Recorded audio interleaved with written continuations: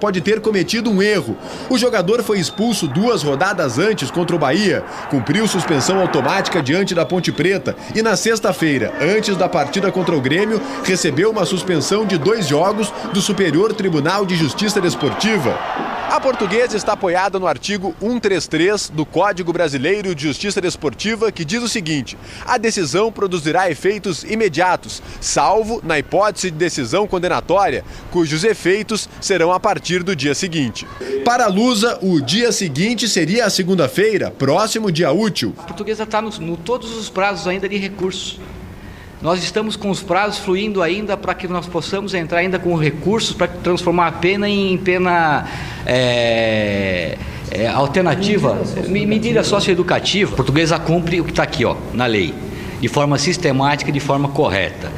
Agora, o lado político de quem está acostumado descer no campo e subir no tapetão, isso sim nos preocupa.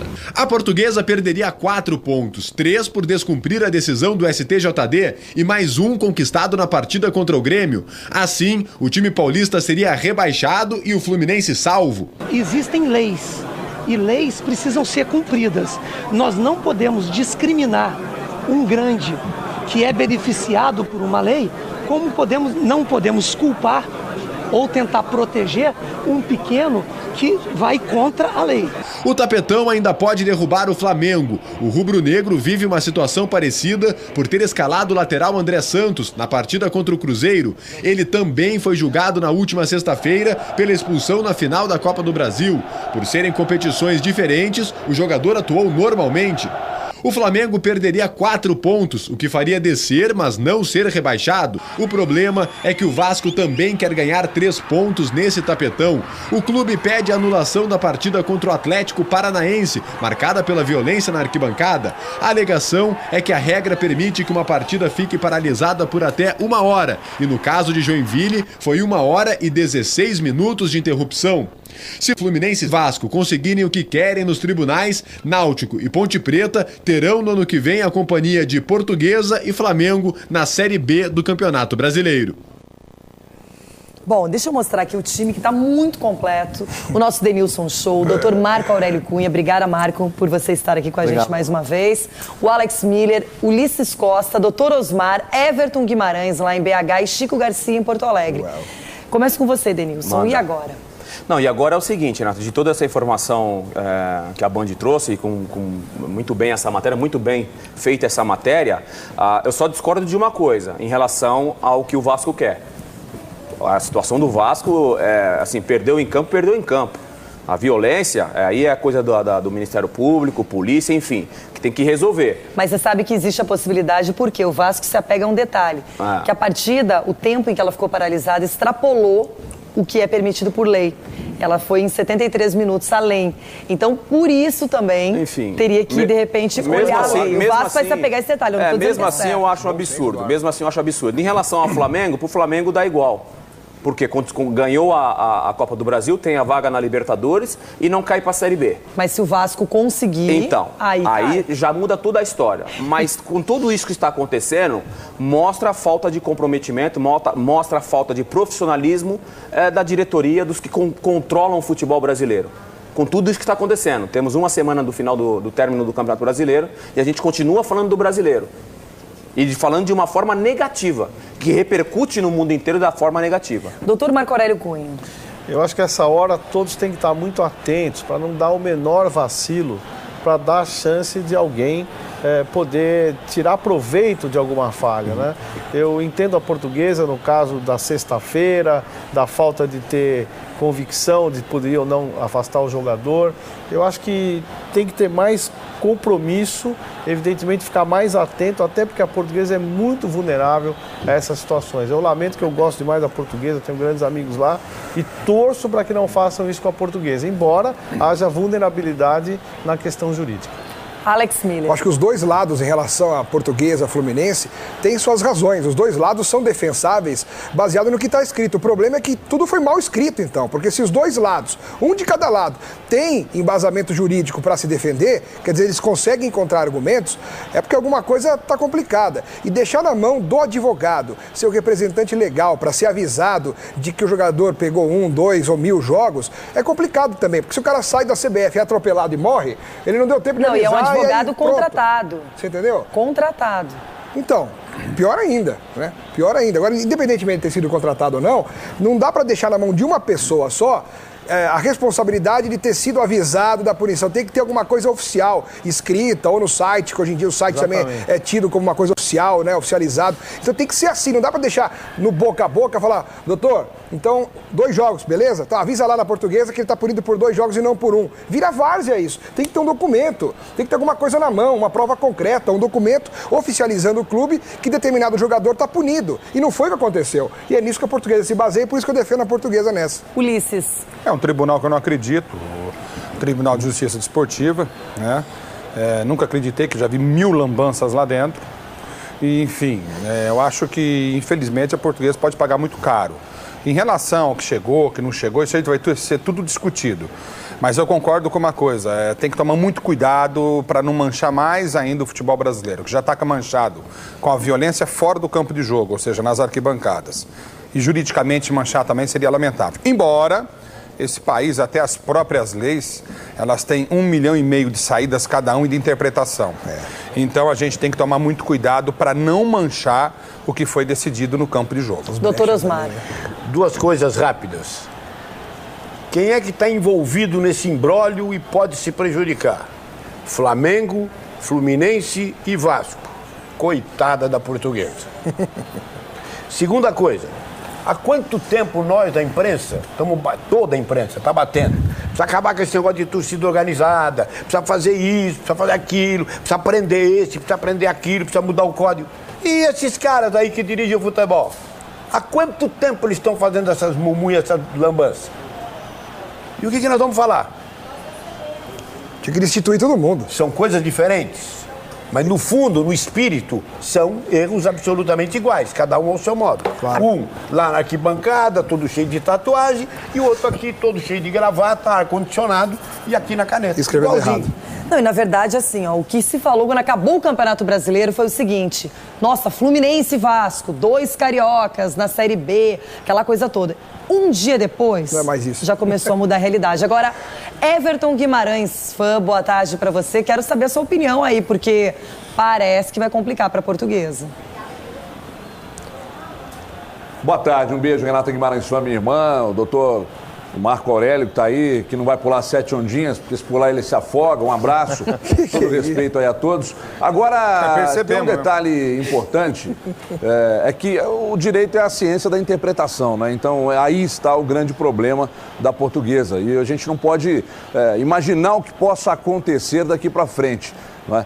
A única coisa que a Portuguesa se apega, e foi mostrada inclusive aí no VT que a gente rodou, é o Código Brasileiro de Justiça Desportiva. Se o anúncio não saiu, se a intimação não saiu de forma oficial, a Portuguesa pode alegar que não foi avisado, mesmo o advogado, o Sestari, tendo confirmado, ele confirmou hoje pela manhã, confirmou ontem à noite, de que avisou sim a Portuguesa. Mas avisou como? Foi sinal de fumaça? Foi um torpedo? Foi um e-mail? Foi um fax? Então, aí que está a grande questão. Avisou como? Então, se o Código Brasileiro de Justiça Desportiva tem um artigo que favorece a Portuguesa, que ela se beneficie disso. Porque dentro do campo, ela não recebeu nenhum tipo de benefício com a entrada do Everton. Entendo que o jogador estava suspenso e não poderia entrar em campo. Mas ela não foi avisada. Eu prefiro não acreditar que exista no departamento de futebol da Portuguesa essa várzea toda. Não, para aí, eu prefiro Everton. Não acreditar. Everton, aí você tem que pensar em o Flamengo, por exemplo, que não sabia que uma competição como a Copa do Brasil, as punições também valeriam para o Campeonato Brasileiro. Mas é tudo competição da CBF. Então o André Santos estava suspenso, foi utilizado contra o Cruzeiro. O Flamengo não é um time grande, organizado, estava livre já do rebaixamento, classificado. Não, estou dizendo na teoria. Na teoria, Denilson. Aí eu pergunto, como é que pode acontecer esse tipo de coisa? Por quê? Você não pode ficar na mão de um advogado. Você tem que ter... Eu, por exemplo, eu até questionei isso hoje na redação. Gente, como é que não filmam? Como é que o clube não vai lá e leva uma câmera para filmar o que aconteceu? Ah, mas não pode no tribunal. Como não pode? Se no tribunal uma coisa tribunal deveria onde uma das partes está participando e você não tem nem como saber o que foi dito no tribunal. Renata, tudo é edital. Então, a hora que terminou a reunião do tribunal, aquilo passa para o site oficial da CBF. Mas na sexta-feira ninguém divulgaram. Mas que sai. Divulgaram na segunda. Sexta-feira. Hoje em dia tem tudo em qualquer hora. Divulgaram na segunda, doutor. Tem que passar. Porque o edital sai, por exemplo, a CBF muda um jogo, ela tem que avisar toda a imprensa, ela tem que avisar todo mundo, então ela faz isso. Ela manda e-mail avisando os veículos de comunicação. Agora, no STJD, isso não acontece. É estranho, parece, sabe? Me desculpe aqui, a interpretação que eu faço é que eles torcem para que haja brecha para proteger esse ou aquele. Tá, entendeu? Porque eles deveriam informar todo mundo. Olha, não pode jogar e acabou. Boa, se tem um fax chegando, se tem um e-mail, se está no site da CBF, a Portuguesa errou. Mas se não tá, e aí, como é que faz? Não tava. E o advogado agora da Portuguesa está falando que avisou a Portuguesa? Pois então ele está remando contra a Portuguesa? Depois, é estranho isso aí. Se não dá tempo dele ligar. Ele é um advogado de defesa. Não, gente, o que é mais estranho, vou falar de novo, vou chamar o Chico Garcia também lá de Porto Alegre, mas o que é mais estranho é que a Portuguesa, com o resultado de empate, estava garantida na Série A. O Grêmio garantido como segundo colocado no Campeonato Brasileiro. Por que ela ia colocar isso em risco com um jogador que estava no banco, lógico, ela não sabia, que entrou na partida na segunda etapa e que nem foi decisivo? Não estava sabendo. É diferente do caso do Flamengo. Se soubesse, não, mas se o advogado disse que ela sabia, como é que ela faz isso? É desconhecimento de lei. No Flamengo é desconhecimento da regra. Eu ia falar que até assim, o Everton não é titular absoluto da Portuguesa. Reserva, entrou. Esse é um jogador titular, se compreende a necessidade de tô para cair para a Série B, então eu preciso do jogador que é importante. Não desmerecendo a qualidade do jogador, mas era um jogador reserva, perfeitamente poderia ficar fora. Se você não sabe da decisão, você também não pode... Vamos se precaver. Também tem essa. Eu acho que a Portuguesa errou e errou feio. E um erro de juvenil. Um erro como esse de cartões, Renato, é erro de gente que não está preparada. E se você tem dúvida, o Marco Aurélio sabe aqui. Marco Aurélio, quantos anos administrando tudo? Você sabe que se tem uma dúvida e não tem ainda uma resposta favorável ou não, você não põe o atleta. A gente pede a informação ao próprio tribunal. Isso. A gente manda uma carta oficializando para ter a resposta oficial do tribunal. É sábado, não importa. Sexta-feira, sábado, você manda a consulta ao tribunal. Isso vale até para os medicamentos, nós, né, os médicos, que quando você tem um atleta que tomou algum medicamento que possa ser diferente das questões, você manda um comunicado para a comissão antidopagem para ela avalizar ou não. Aconteceu isso com o Tardelli aqui. Exatamente, isso nós fazemos. E quando temos dúvida, retiramos o jogador de campo para proteger o jogador, em detrimento até do clube, né? Toma lá um remédio qualquer analgésico que contenha uma substância proibida, a gente tira o jogador. Então tem que ser muito precavido nessa hora e consultar, evidentemente, o órgão oficial. Agora, Chico Garcia, uma boa tarde para você. Eu sei que você toda hora está aí atento a essas questões aí da arbitragem, as questões legais também. Parece que a Portuguesa realmente agora está indo para um caminho que pode beneficiar o Fluminense. Beijo para você, Renata. Um abraço a todos aí. Grande Marco Aurélio Cunha. Um abraço à nação São Paulina, que comemora hoje os 20 anos do Bimundial. Sobre essas questões, o Denilson falou algo muito interessante, né?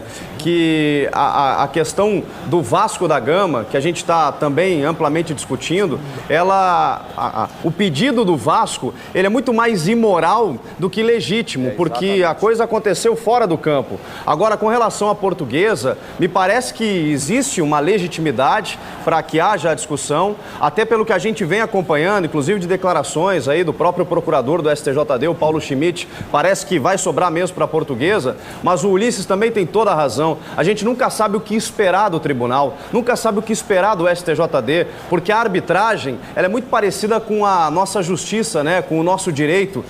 As leis, elas têm muita interpretação, elas abrem muitas suscetibilidades. E olha o curioso, a arbitragem é conhecida por ter as 17 regras, né? E a 18ª, que é a conhecida como a do bom senso. Olha a palavra, bom senso, em que o árbitro ele tem a sua interpretação ao seu dispor e pode tomar, dependendo da decisão, aquilo que ele entender como correto. Pois não é que o bom senso também é subjetivo e, às vezes, nem sempre acaba fazendo justiça, né? Agora, o que eu penso é assim, quem acompanhou 38 rodadas do Campeonato Brasileiro viu tudo o que aconteceu em campo. A gente acompanhou todos os detalhes, é a nossa função. O que aconteceu em campo não vai ser traduzido como realidade neste final de Campeonato Brasileiro. E isso é uma mancha. Uma mancha. Independentemente disso, você tem que depender de uma questão de julgar se o cara entrou ou não entrou numa partida, se tinha tantos amarelos ou vermelhos. Jogos, hein? E você definir a vida de clubes. O Fluminense, gente, era o campeão brasileiro. Caiu porque foi incompetente. O Vasco da Gama, desde o início, vinha mal. Respirou um pouquinho com o Paulo Autuori e depois esteve mal o campeonato inteiro. E agora